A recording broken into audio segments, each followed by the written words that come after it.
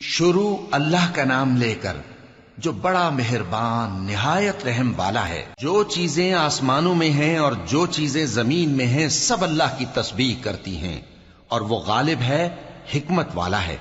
وہی تو ہے جس نے کفار اہل کتاب کو پہلی لشکر کشی پر ہی ان کے گھروں سے نکال دیا۔ مسلمانوں، تمہارے خیال میں بھی نہ تھا کہ وہ نکل جائیں گے، اور وہ لوگ یہ سمجھے ہوئے تھے کہ ان کے قلعے ان کو اللہ کے عذاب سے بچا لیں گے، مگر اللہ نے ان کو وہاں سے آ لیا جہاں سے ان کو گمان بھی نہ تھا، اور اس نے ان کے دلوں میں دہشت ڈال دی کہ اپنے گھروں کو خود اپنے ہاتھوں اور مومنوں کے ہاتھوں سے اجاڑنے لگے۔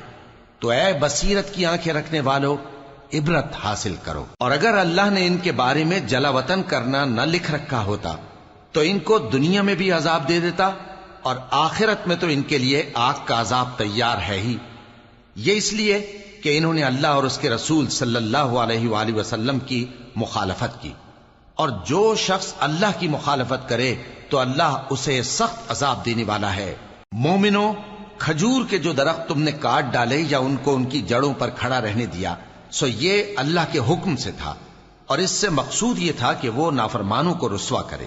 اور اے مسلمانوں، جو مال اللہ نے اپنے پیغمبر کو ان لوگوں سے جنگ کے بغیر دلوایا ہے اس میں تمہارا کچھ حق نہیں، کیونکہ اس کے لیے نہ تم نے گھوڑے دوڑائے نہ اونٹ، لیکن اللہ اپنے پیغمبروں کو جن پر چاہتا ہے غالب کر دیتا ہے، اور اللہ ہر چیز پر قادر ہے۔ جو مال اللہ نے اپنے پیغمبر صلی اللہ علیہ وآلہ وسلم کو بستیوں والوں سے دلوایا ہے وہ اللہ کے اور پیغمبر کے قرابت والوں کے اور یتیموں کے اور حاجت مندوں کے اور مسافروں کے لیے ہے، تاکہ جو لوگ تم میں دولت مند ہیں انہی کے ہاتھوں میں نہ گردش کرتا رہے، اور جو چیز تم کو پیغمبر صلی اللہ علیہ وآلہ وسلم دیں وہ لے لو، اور جس سے منع کریں اس سے باز رہو، اور اللہ سے ڈرتے رہو، بے شک اللہ سخت عذاب دینے والا ہے۔ اور ان ضرورت مند مہاجروں کے لیے بھی جو اپنے گھروں اور مالوں سے خارج اور جدا کر دیے گئے ہیں، جو اللہ کے فضل اور اس کی خوشنودی کے طلبگار اور اللہ اور اس کے پیغمبر کے مددگار ہیں، یہی لوگ سچے ہیں۔ اور ان لوگوں کے لیے بھی جو مہاجرین سے پہلے اس گھر یعنی مدینے میں مقیم ہیں اور ایمان میں مضبوط ہیں، اور جو لوگ ہجرت کر کے ان کے پاس آتے ہیں وہ ان سے محبت کرتے ہیں، اور جو کچھ ان کو ملا اس سے اپنے دل میں کچھ خواہش اور خلش نہیں پاتے، اور ان کو اپنی جانوں پر مقدم رکھتے ہیں خواہ وہ خود بھی فاقے سے ہوں۔ اور جو شخص خود غرضی سے بچا لیا گیا تو ایسے ہی لوگ بامراد ہیں۔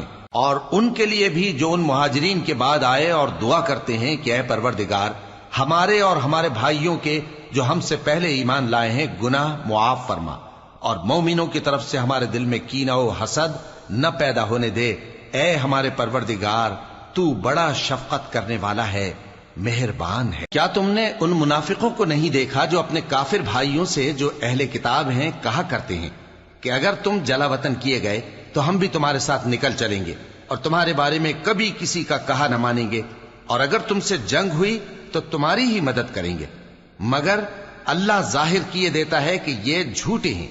اگر وہ نکالے گئے تو یہ ان کے ساتھ نہیں نکلیں گے، اور اگر ان سے جنگ ہوئی تو یہ ان کی مدد نہیں کریں گے، اور اگر مدد کریں گے بھی تو پیٹ پھیر کر بھاگ جائیں گے، پھر ان کو کہیں سے بھی مدد نہ ملے گی۔ مسلمانوں، تمہاری ہیبت ان لوگوں کے دلوں میں اللہ سے بھی بڑھ کر ہے، یہ اس لیے کہ یہ سمجھ نہیں رکھتے۔ یہ سب جمع ہو کر بھی تم سے نہیں لڑ سکیں گے مگر بستیوں کے قلعوں میں پناہ لے کر یا دیواروں کی اوٹ سے۔ ان کے آپس میں بھی بڑی لڑائی رہتی ہے، تم خیال کرتے ہو کہ یہ اکٹھے ہیں، حالانکہ ان کے دل پھٹے ہوئے ہیں۔ یہ اس لیے کہ یہ بے عقل لوگ ہیں۔ ان کا حال ان لوگوں کا سا ہے جو ان سے کچھ ہی پیشتر اپنے کرتوت کی سزا کا مزہ چکھ چکے ہیں، اور ان کے لیے دکھ دینے والا عذاب تیار ہے۔ منافقوں کی مثال شیطان کی سی ہے کہ انسان سے کہتا رہا کہ کافر ہو جا، پھر جب وہ کافر ہو گیا تو کہنے لگا کہ مجھے تجھ سے کچھ سروکار نہیں، مجھ کو تو اللہ رب العالمین سے ڈر لگتا ہے۔ تو دونوں کا انجام یہ ہوا کہ دونوں دوزخ میں جائیں گے، ہمیشہ اس میں رہیں گے، اور بے انصافوں کی یہی سزا ہے۔ اے ایمان والو، اللہ سے ڈرتے رہو، اور ہر شخص کو دیکھنا چاہیے کہ اس نے کل یعنی آخرت کے لیے کیا سامان بھیجا ہے، اور ہم پھر کہتے ہیں کہ اللہ سے ڈرتے رہو بے شک اللہ تمہارے سب اعمال سے خبردار ہے۔ اور ان لوگوں جیسے نہ ہو جانا جنہوں نے اللہ کو بھلا دیا تو اللہ نے انہیں ایسا کر دیا کہ وہ خود اپنے آپ کو بھول گئے۔ یہی لوگ ہیں نافرمان۔ اہل دوزخ اور اہل بہشت برابر نہیں، اہل بہشت ہی کامیابی حاصل کرنے والے ہیں۔ اگر ہم یہ قرآن کسی پہاڑ پر نازل کرتے تو تم اس کو دیکھتے کہ اللہ کے خوف سے دبا اور پھٹا جاتا ہے۔ اور یہ مثالیں ہم لوگوں کے لیے بیان کرتے ہیں تاکہ وہ غور کریں۔ وہی اللہ ہے جس کے سوا کوئی معبود نہیں، پوشیدہ اور ظاہر کا جاننے والا، وہ بڑا مہربان ہے، نہایت رحم والا ہے۔ وہی اللہ ہے جس کے سوا کوئی عبادت کے لائق نہیں، بادشاہ حقیقی، ہر عیب سے پاک، سلامتی دینے والا، امن دینے والا، نگہبان، غالب، زبردست، بڑائی والا۔ اللہ مشرکوں کے شرک سے پاک ہے۔ وہی اللہ تمام مخلوقات کا خالق، ایجاد و اختراع کرنے والا، صورتیں بنانے والا، اس کے سب اچھے سے اچھے نام ہیں۔